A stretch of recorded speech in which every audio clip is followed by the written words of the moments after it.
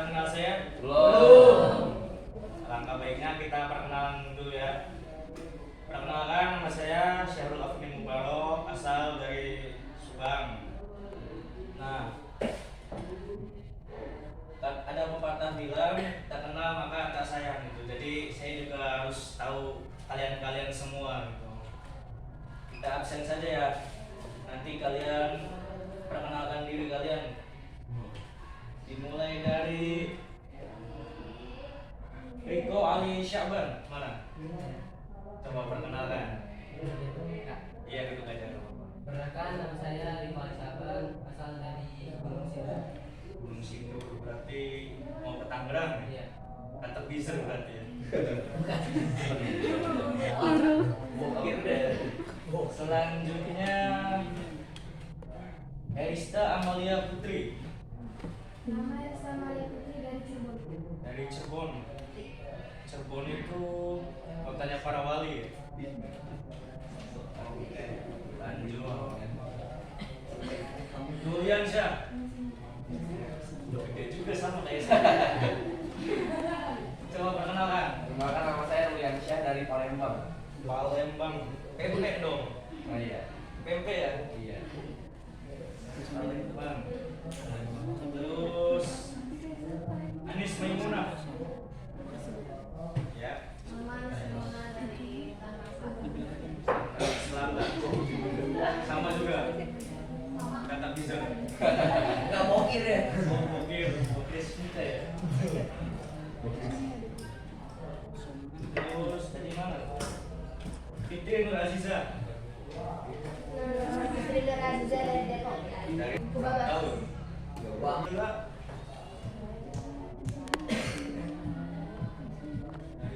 Dan saya cowok.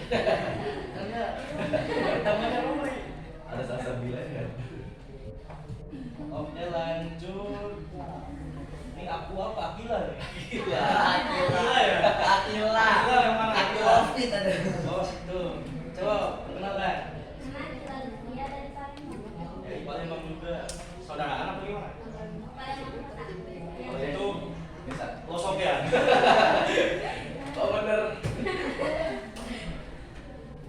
Terus ada Siti Sarah Faras Larasanti. Coba perkenalkan. Nama saya Farah Sandi dari Gunung Sindur. Dari mana asalnya? Gunung Sindur. Kayak ini. Saya kebanyakan Gunung Sindur di sini. Terus yang belum siapa? Eka Nuriati. Nama dari Yanti asal dari Palembang. Kan Palembang, Gunung Sindur. Oke, pada pertemuan kali ini saya akan membahas tentang sejarah kebudayaan Islam. Apa sih sejarah kebudayaan Islam itu? Ada yang tahu? Sejarah Islam.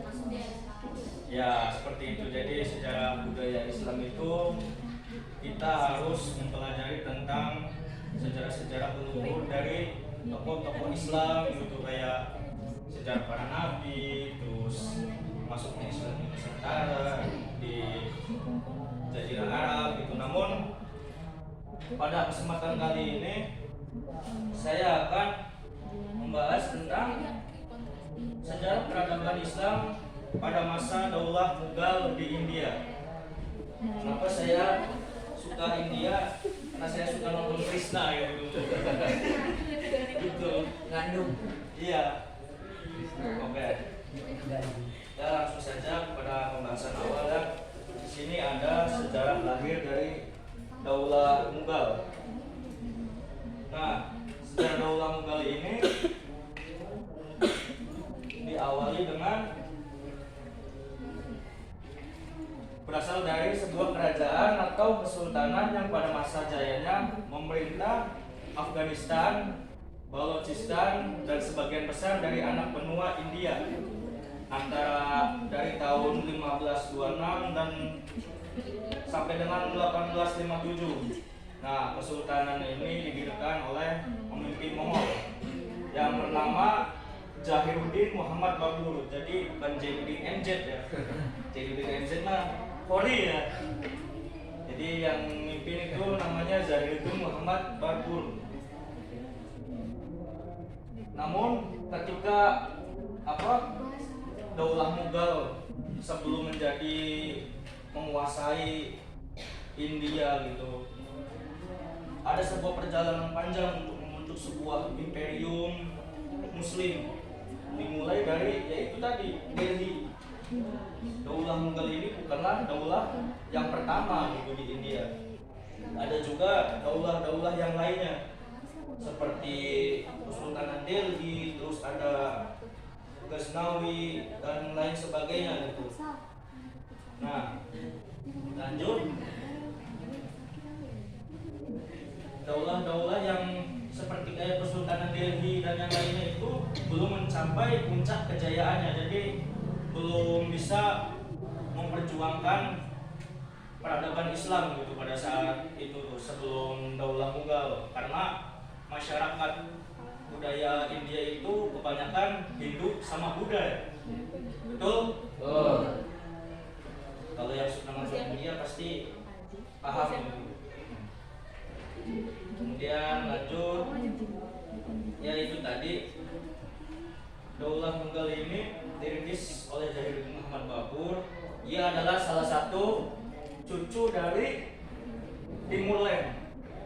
Timur Leng itu raja dari, kalau nggak salah, Persia apa Tiongkok. Yang Jahidudin Muhammad Babur ini anak dari Umar Mirza, yaitu penguasa Fargana. Kemudian Babur itu diwariskan oleh ayahnya pada saat Babur masih berusia 11 tahun. Ia punya ambisi kuat untuk menguasai daerah Samarkand. Samarkand itu sebuah kota yang terletak di Asia Tengah pada saat itu. Nah, usaha Babur pertamanya ia mengalami kekalahan. Jadi kalau bahasa tawuran mah kalah dulu gitu, mundur gitu. Suka tawuran ya dulu ya? Jujur. Insya Allah. Apa lulus mau tawuran juga? Jangan kan? Terus SMP.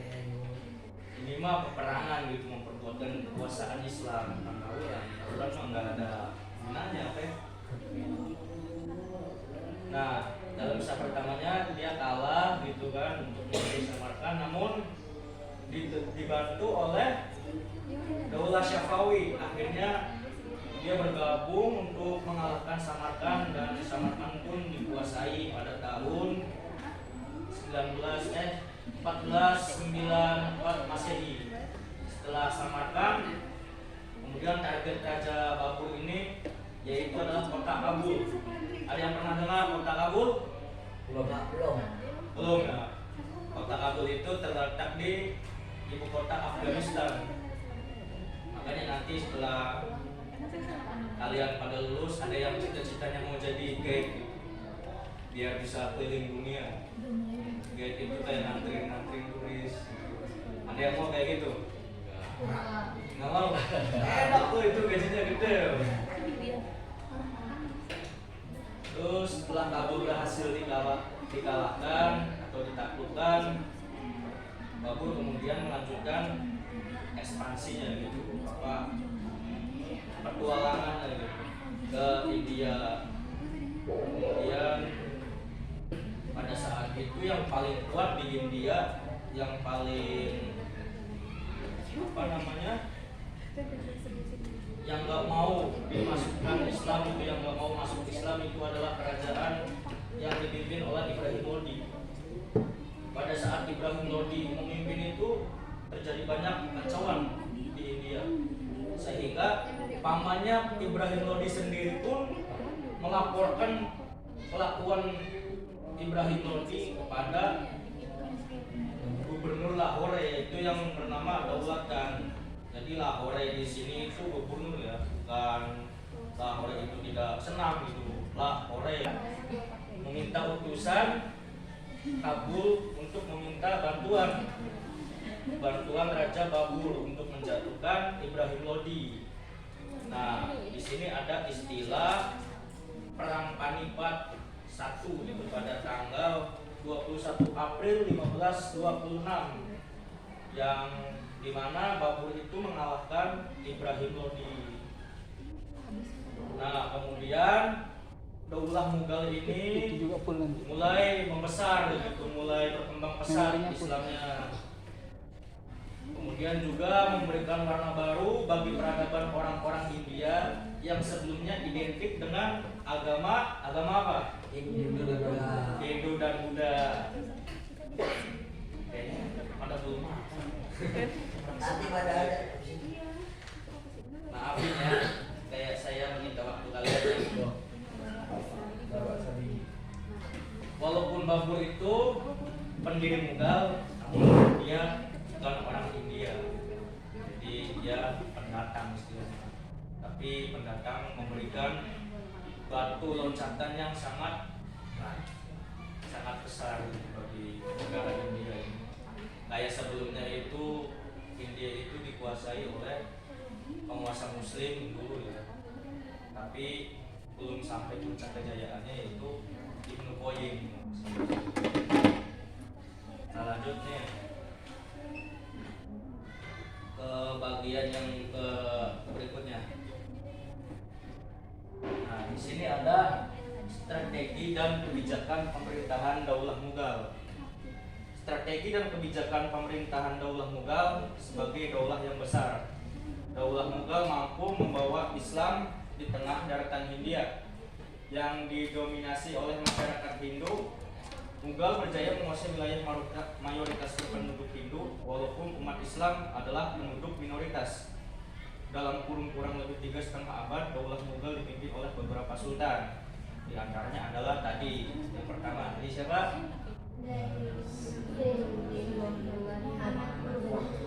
Siapa? Kok suaranya menggeremeng gitu? Tuh, kok jadi Zainuddin? Zainuddin ya. Zainuddin Muhammad Babur. Bukan Zabur, itu maksudnya bukan Zabur ya. Nah, seperti yang sudah saya jelaskan tadi, seperti apa pemimpin pertama, kita lanjut saja ke pemimpin yang berikutnya ya, yaitu ada Raja Arab, bukan? Raja ini yang pertama Humayun. Apa? Humayun. Bukan Lumayun ya, bukan. Humayun. Pada tahun 1530 sampai 1556 Masehi gitu. Humayun melanjutkan kepemimpinan ayahnya. Jadi Humayun ini anak dari Babur sendiri. Humayun memimpin Mughal kurang lebih 26 tahun. Daulah Mughal di bawah kepemimpinan Humayun bisa dikatakan sebagai masa konsolidasi kekuatan periode pertama. Jadi di sini letaknya Mughal berkembang pesat itu. Kalau tadi kan Babur dia yang mendirikan gitu kerajaan Mughal ya. Jadi anaknya ini yang bergerak sampai ke pelosok-pelosok. Nah, kemudian Humayun ini masih mendapatkan banyak tantangan di antaranya dari Bahadur Shah, penguasa Gujarat yang berusaha untuk memisahkan diri dari kekuasaan Mughal. Jadi si Bahadur Shah ini nggak mau gitu di bawah kepemimpinan Humayun. Lalu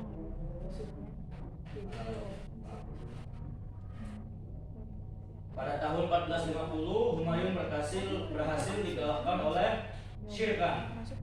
Sher Khan ini berasal dari Afghanistan. Namun Humayun melarikan diri ke Persia yang saat itu dipimpin oleh Tahmasp, penguasa dari Daulah Syafawi.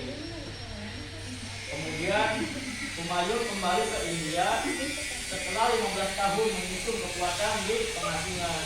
Jadi dia pertamanya itu dikalahkan oleh Sher Khan di Kabul dulu ya. Merencanakan sesuatu itu untuk merebut kerajaannya dia kembali.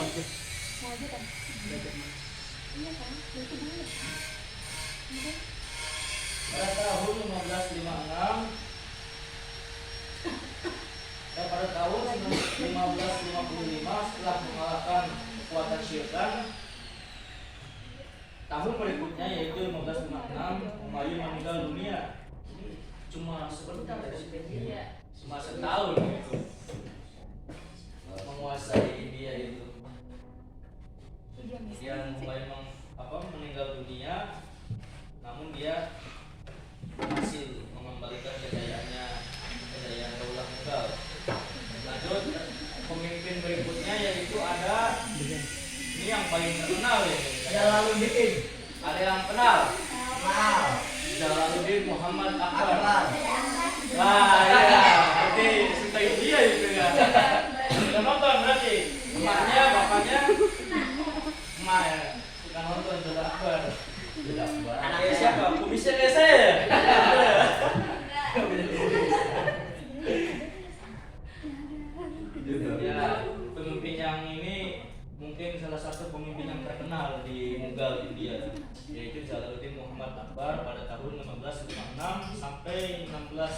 1505 Masehi.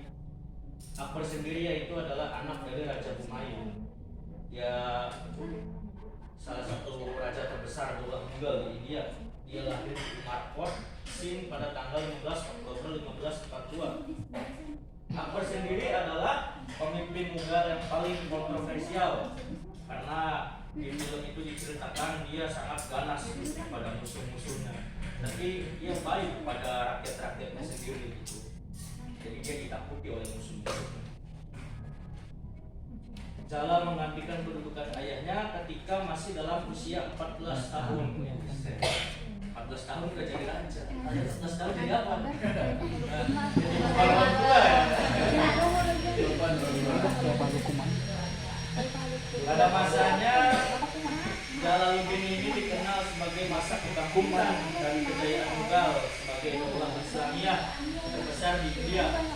Karena usia yang masih sangat belia, Akbar mempercayakan urusan pemerintahannya kepada Bairam Khan. Jadi ada asistennya yang mengatur semua urusan kerajaan, itu Bairam Khan. Terus setelah dewasa, Akbar mengambil alih wewenang pemerintahan dari Bairam Khan yang sudah memiliki pengaruh kuat di Mughal. Jadi Bairam Khan ini digantikan oleh Jalal ya, karena Jalal itu kan udah dewasa, jadi dia udah mati. Bairam Khan akhirnya jadi penasehat saja. Wilayah kekuasaan Mughal sendiri itu sangat luas, seperti Sundar, ada Gon, ada Chitor, ada Akbar, Kalinjar, Gujarat, banyak lah. Dia itu adalah raja yang sangat besar, bukan bangsa badannya ya.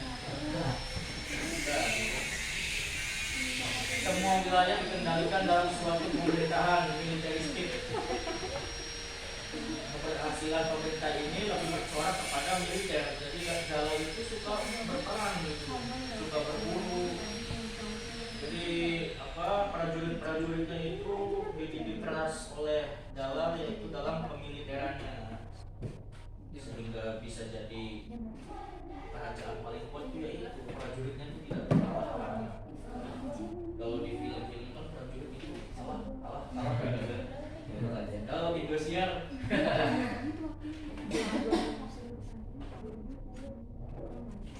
kemudian kebijakan Akbar mempersatukan berbagai etnis untuk membangun daulahnya, membuatkan peradaban yang lebih maju.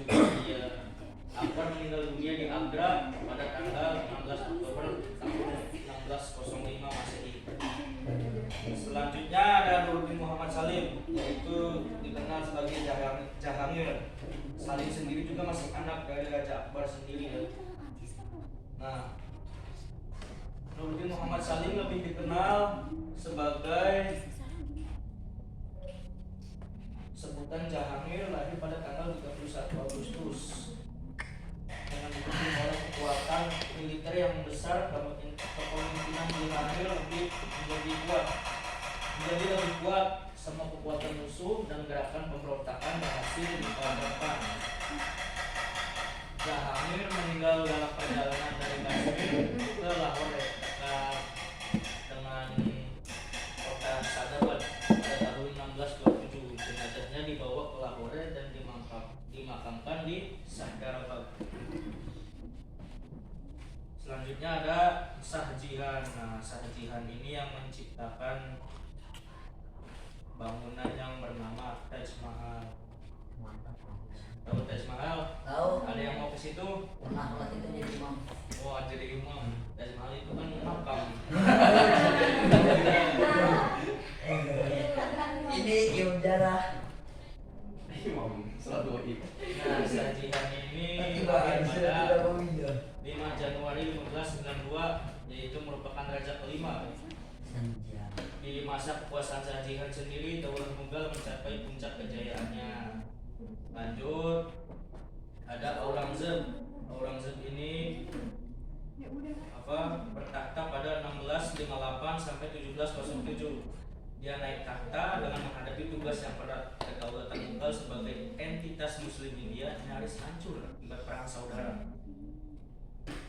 Nah, para pengganti Aurangzeb, raja-raja berikutnya gitu setelah Aurangzeb itu raja-raja yang lemah gitu, sehingga tidak mampu mengatasi kemerosotan politik dalam negeri. Para pemimpin sesudah Aurangzeb mengawali kemunduran dan kehancuran kerajaan Mughal. Jadi di sini mulai hancurnya kerajaan Mughal, padahal itu kerajaan sudah sangat besar sekali. Karena pemimpinnya yang sangat lemah, jadi mundur terus kemudian hancur. Nah ini terakhir ini tadi yang melepaskan diri dari raja siapa? Humayun Bahadur Shah pada tahun 1837-1858. Pengganti Akbar kedua ini yaitu menentang isi perjanjian yang telah disepakati oleh ayahnya, yang menimbulkan konflik antara Bahadur Shah dengan pihak Inggris.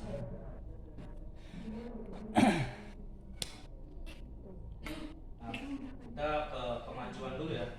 Kemajuan Daulah Mughal. Kemajuan Daulah Mughal sendiri yaitu dari bidang politik dulu. Dari bidang politik yaitu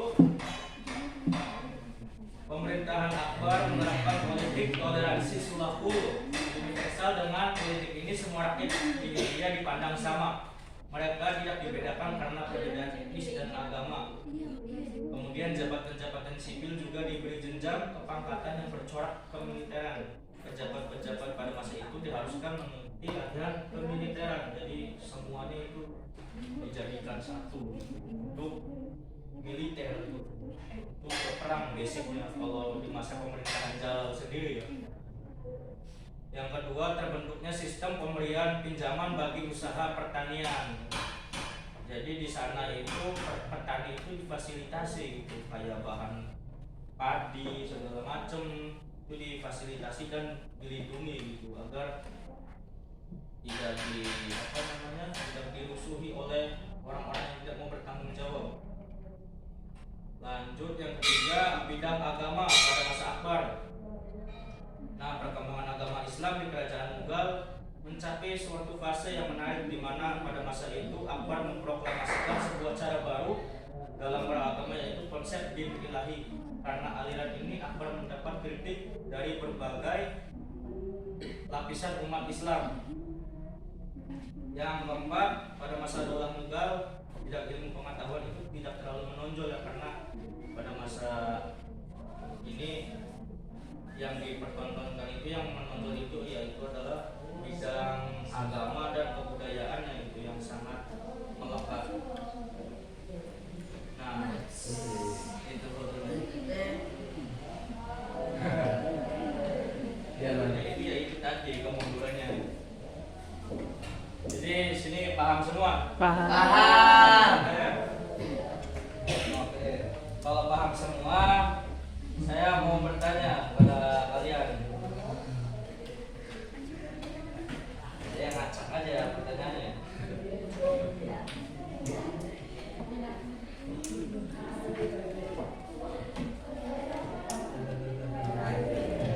Jadi tadi siapa? Raja yang kedua? Humayun. Kemudian raja yang paling terkenal di India siapa? Akbar. Mungkin saya akan ngasih tugas untuk pertemuan berikutnya gitu, kalau saya masih ketemu dengan kalian ya. Nah, tugasnya itu membuat biografi dari masing-masing tokoh tadi yang sudah dijelaskan. Mungkin ini saja yang bisa saya sampaikan pada pertemuan kali ini. Kurang lebihnya saya minta maaf karena kesalahan itu berasal dari diri saya sendiri dan kebenaran itu berasal dari Allah Subhanahu wa taala. Kita akhiri pertemuan kali ini. Billahi taufik wal hidayah. Assalamualaikum warahmatullahi wabarakatuh. Waalaikumsalam